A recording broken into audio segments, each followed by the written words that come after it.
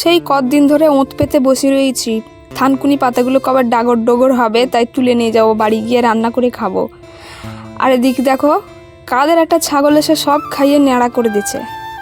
কম রাগ ওঠে? গায়ে কি আর কম জ্বালা ধরে বলো দেখিনি তোমরা? তো আজকে সকাল সকাল চলে গিয়েছিলাম পুকুর পাড়ে, এসে দেখি যে পাতাগুলো সব ছাগলে খাইয়ে ন্যাড়া করে দিচ্ছে।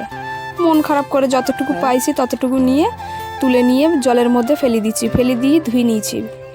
আসলে আমরা কলের জলে ধোই না, পুকুরের জলেই সব কিছু ধোয়া মাজা করি আমি এর আগের ভিডিওতেও বলেছি।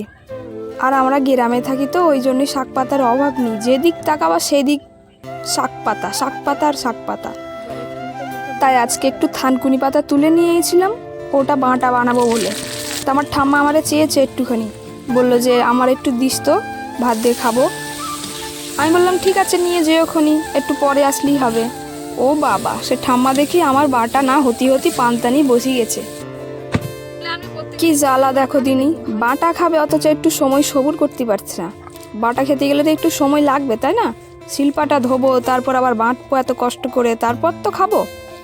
আর আমার যখন বাটাবুটি সব শেষ হলো, ঠাম্মার তখন অর্ধেক পান্তা ভাত খাওয়া হয়ে গেছে।